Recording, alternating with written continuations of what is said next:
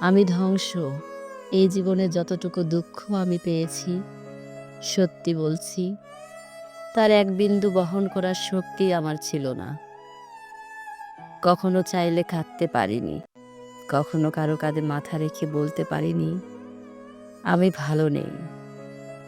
তাই নিজের ভিতরে সব জমিয়ে রেখেছি, হাসি মুখের আড়ালে, নীরবতার গভীরে।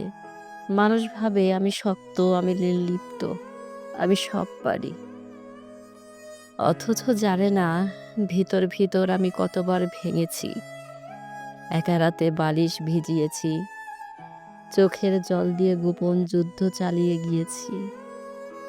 আমি নিজেকে এতবার জোড়া লাগিয়েছি যে এখন নিজের আসল রূপটাই ভুলে গিয়েছি।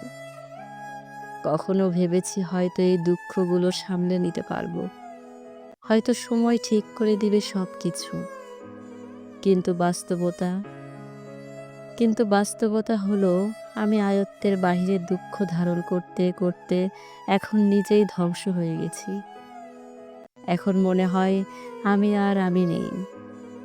আমি কেবল এক ভাঙা মানুষ, যার ভিতরে অনেক কথা জমে আছে, কিন্তু শুনবার কেউ নেই। সবাই বলে খারাপ সময় সব সময় থাকে না, সময় ভালো হয়ে যাবে। কিন্তু কেউ বোঝে না সময় শুধু ক্ষত তৈরি করে, সেগুলো শুকোয় না। আমি এখন কেবল একটু নীরবতা, মুখে হাসি, চোখে অন্ধকার আর মনে একরাশ দুঃখের বোঝা নিয়ে প্রতিদিন বেঁচে থাকার অভিনয় করে যাই। আমি ধ্বংস হয়েছি, তবুও মুখে বলি ভালো আছি, ভালো আছি।